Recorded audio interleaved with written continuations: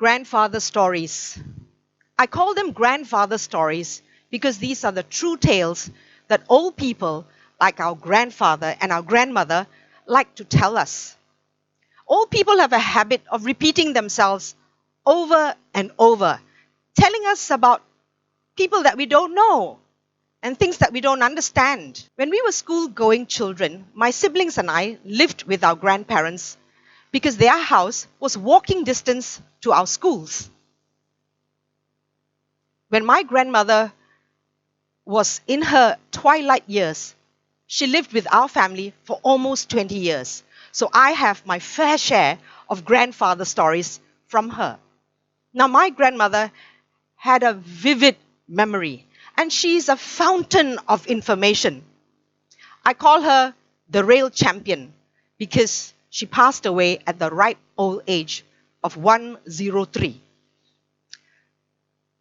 So what is your opinion about grandfather stories? Do you find them boring and useless? Show of hands. Do you find them interesting and valuable? Each one of us have a different opinion about grandfather stories. But as for me, I have a natural interest and curiosity to listen patiently when my grandmother started talking, telling me about who's who or who are whatever the incidents, it doesn't matter, but I listened to her. It did not seem relevant to me at that time, but it was much later that I could join the dots and piece everything together to see the true pictures. By listening to my grandmother and doing a bit of research, I discovered very valuable links in our family and even in relation to Johor heritage. I didn't know it then, but listening to grandfather stories led me on to document people's true stories and later publish them in my books. We are now sitting in Edu City. It is a part of Iskandar Putri, which is part of the master project called Iskandar Malaysia. When this project was launched, everything around here was just brown fields. Nothing in sight. It was only in 2012 that we began to see some structures, some buildings. And then, as the development progressed, the entertainment and leisure attractions, the education facilities, the commercial and residential properties attracted a new generation of residents here to live, work, and play. And that includes all of you. Now, as Johor is progressing with modern development, I felt it was important to remember our past. I felt strongly that I had to share my Johor stories so that new residents and the younger generation knows about Johor culture and heritage and value it as our past as we move into the future. And for this, I want to thank the Iskandarian. It is the official newspaper of Iskandar Malaysia. They have given me a page dedicated to my Johor stories so that I can share more about Johor to a new generation of people who are living here. I am a Johor-based writer for the Life and Times section of the new Straits Times. It was called Travel Times, but now it's rebranded called Life and Times Jom. This is a nationwide publication. So as a Johor-based writer, I was so happy that I have an avenue to share Johor culture and heritage with a nationwide of readers. So I started writing a lot about travel-related features, destinations, food and hotel reviews. But my favorite was Johor culture and heritage. So I started talking about our pepper and gambir heritage, the Niheng society, Johor Busana, Malay traditional costumes, and a proudly Johor-born heritage, the art of the 24 festive drums. Now, Johor culture and heritage, especially the Chinese culture, is widely covered by the Chinese media. But what about the Chinese people who don't read Chinese? All this information is lost on them. My story about the Johor Old Temple was the first of many stories that I wrote in English for the Chinese who don't read Chinese to read it in English. Now, the Johor Old Temple is probably the only Chinese temple in this nation that bears the name of the state, Johor. Why? Let me tell you why. When the Johor ruler invited the Chinese planters to come to Johor to open up the land to plant pepper and gambia, they came in around 1844. They came from Singapore and the Indonesian islands, where they had already exhausted the land planting pepper and gambia. Now we know what is pepper, but what is gambia? Now, before the invention of chemical dyes, gambia, or the juice from the gambia leaves, was widely used as an agent for tanning leather and for the dyeing of cloth. Europe was the main importer of gambia. And at the peak of the gambia trade, Johor was the world's largest producer of gambia. So pepper and gambia put Johor on the world map.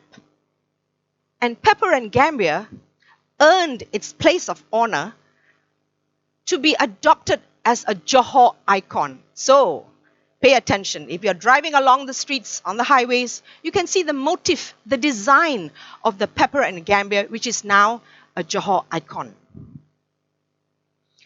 Now, when the Chinese came here, what they did was open up the land, jungles.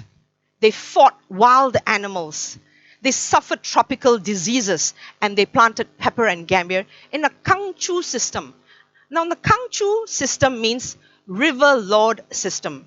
River lord or river master, he's given a document called Surat Sungai, where he has the authority to plant the land and to govern the land, to keep the law and order. Now, when the Chinese came, these pioneers were made up of 5 main dialect groups: the Cantonese, the Hokkien, the Hakka, the Hainan, and the dominant dialect group was Teochew. Now, when these groups of people lived together, there were differences and there were problems. There was a lot of infighting, and this caused a period of anarchy and unrest. In his wisdom, the Johor ruler decided to give a piece of land to the Chinese to build a common place of worship to unite them. So the Johor temple is very unique because it houses the gods of the 5 dialect groups under one roof. So when I wrote the story, Johor's Temple of Unity, a lot of readers started to discover, yes, this is a very special Johor heritage. This temple has a tradition that has been kept for generations, uninterrupted, except once during the Japanese invasion in World War II. It was the Johor Chingay. It is actually a street parade which originally was religious. So what happens is they take the 5 gods for a tour of the town. But back in the day, before we had roads, the Kangchu would travel by boats, each bringing 2 red lanterns, and put them together with the procession to parade round the street on the 21st night of the first lunar month. This continues till today. And as a tradition, the Johor ruler supports this parade. And this is the basis that forms the strong relationship between the Malay and Chinese communities here. Writing from my own experience, writing from the heart, and writing with integrity. These are the hallmarks of writing that my readers appreciate. The language that I use is English that students, adults, retirees, they can read comfortably without reaching for a dictionary. So, when the Johor Bureau Chief invited me to contribute to Johor Buzz, this was the southern section, rebranded Streets Johor. He wanted me to write Johor-centered story, and because I'm a true blue anak Johor, he said, write opinion pieces and share with me about growing up in Johor Bahru. Now, at home, We have a large collection of black and white photographs because my dad had a hobby in photography. These photographs are so precious because they provide the visual support to my stories. Some of the earliest stories that I shared was about growing up in my grandfather's house, number 154 Jalan Niheng. This was the place where champions were born. It was a double-story bungalow with a badminton court at its side, and it was surrounded by tall bamboo fence. Now, this house no longer exists. But what is important is that badminton court was the training ground of champions who went on to gain international fame for this nation. So when I shared stories about my grandfather's house and growing up there, people got to know me and my family and the great badminton family of the South. A lot of people connected with my stories and they called up the JB Bureau and made some positive comments. And then when I meet the readers, they talk to me and comment me about my stories and say, I actually buy the newspaper only to read your stories. I'm very encouraged by them, and I said I must do something for them. So I decided to start a blog where I will store my stories and write stories exclusive for the blog. My Johor Stories at peggylo.com was launched in March 2011 so that my readers could go there and read my stories. As the My Johor Stories brand developed, I gained a reputation as a credible source and a good storyteller. And then Think City came to Johor. Now, Think City is a wholly owned subsidiary of Khazanah Malaysia, and they have a mission to revive cities by preserving their arts, culture, and heritage. In 2016, they discovered My Johor Stories, and they approached me and encouraged me to compile my stories and publish them in a book. They felt strongly that my stories are an important part of Johor heritage. So I said no. But it took me about a year to decide, yes, I will go forward with it.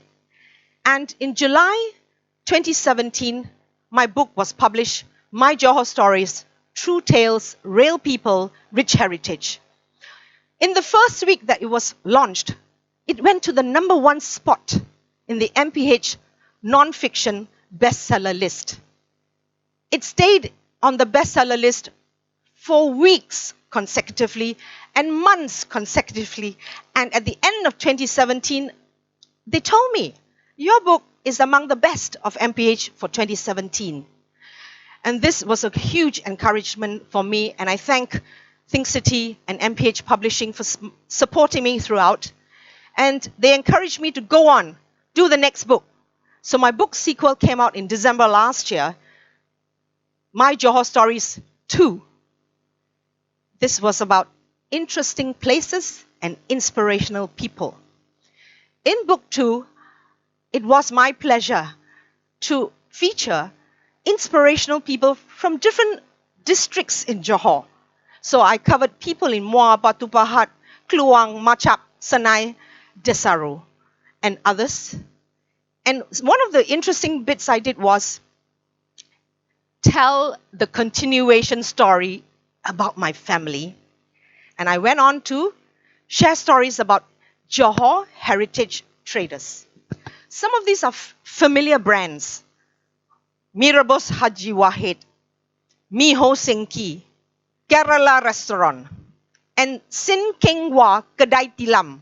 He is a traditional mattress maker, the last and the one and only left in Johor Bahru. Now, these families have their stories documented so that it will benefit their future generations, all in my book. Another part that I continued was my family stories. I recalled the grandfather stories that my grandmother told me. And we discovered the interesting link to Johor pioneer Wong Afuk. Now, for those of you who are not familiar with Johor Bahru, the main road in Johor Bahru is named after Wong Afuk. So we discovered the links to the Wong family in Johor Bahru. Now, I've written hundreds of stories, but some of them has surprising endings. One of them was about that pie lady in Mersing, Kak Mariam. When I ate her pie, she told me that it was the favorite of the Johor royal family. And it was also enjoyed by the royal families in Selangor, Pahang, and even Brunei. So in 2007, I published Royal Approval for Apple Pie. And Kak Mariam was overwhelmed by the response. And she told me, for you, it was only writing a story. But for me, my whole life changed. That was because the orders for her pie came pouring in. And she even got a phone call from my ex-boyfriend. It's been 12 years. And Kak Mariam is still taking orders and baking her apple pies. Her whole life has indeed changed because of my stories about her amazing apple pies. In my book too, I featured a story about a retired midwife. Madam Sweet Potato is my English translation of her Hokkien dialect nickname, Han Che So. Now, this lady is so special because she went about her job in a selfless way. And I remembered that this lady lived to 100 years old. And on her 100th birthday, her family arranged a celebration and invited those families who were helped by her. And they came back to pay tribute to her. One of them was the founder and property developer of Country Heights, Tan Sri Lee Kim Yew. He said, my mother keep reminding me, go back to Batu Pahat, look for that midwife called Han Che So and thank her. Because the tributes came in saying that many of the mothers survived because of her kindness. Some of them were so poor, they had no money to buy food to feed themselves for the confinement. So the midwife provided them with sesame oil to cook the confinement food. And some of the poor families, they were overjoyed with the baby. And they wanted to give her a red packet, ang pao. So what this midwife do?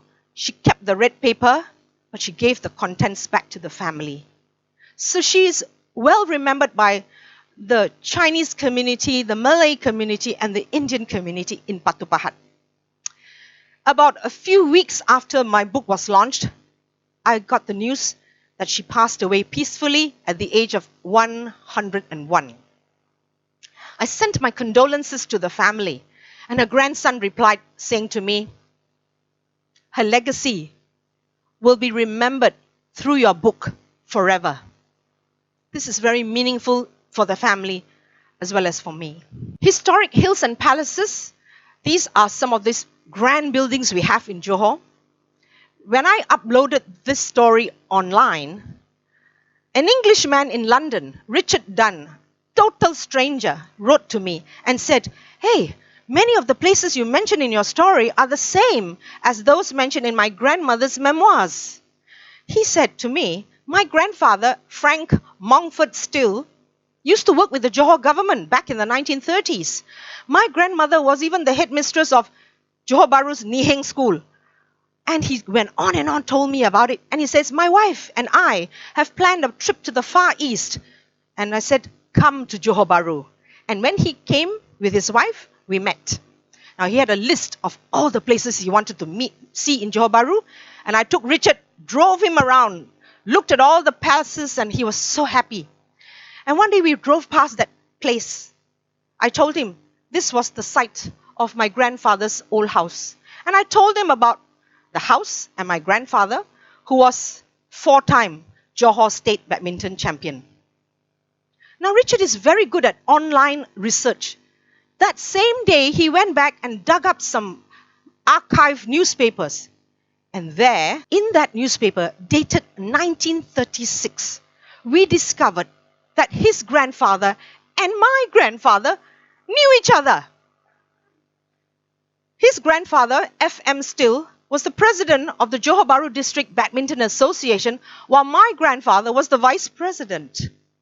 I was so excited with this discovery. I went home and told my mom, you know, I met this Richard and he said my mom was so cool. She said, I know Mr. Still. And in fact, in our album, we have a photo of Mr. Still with my grandfather and the Wong brothers. I said to my mom, dig it up, show me which one. And she found this photo. Mr. Still with my grandfather and the Wong brothers. How uncanny! What were the chances of an Englishman who read my story, came to Johor Bahru, and we discovered that our grandfathers knew each other? I thought it was a bit spooky actually. But incidentally, as a by the way, one of the Wong brothers, Wong Peng Soon, went on to become a member of the first badminton team who went to take part in the inaugural tournament for Thomas Cup. And this team brought back the first Thomas Cup that was played in Preston, England, 1949. So, My Johor Stories. It is my pleasure to share it with readers, whether it's through the newspapers, my blog, or through my books. Now the Johor-born people who live in, overseas, UK or Australia or Canada, they feel so connected with the local stories to their hometown. And on the other hand, the visitors who come to Johor Bahru can connect with my stories because some of the hotels and resorts here agree with me that travelers like to stay in a place with a story. These hotels and resorts have bought my book and placed them in their rooms and suites so that the guests can read about Johor and discover things and go out and explore. So what about you? If only you look around, you'll be surprised to discover some of these amazing stories about interesting people right here in your own neighborhood or even in your own families. I never knew this. Who would have thought that by paying attention to my grandmother, listening to her grandfather's stories, would take me on this eventful journey to be a writer and now a published author. And to think that it all started because I listened to the grandfather stories. Thank you.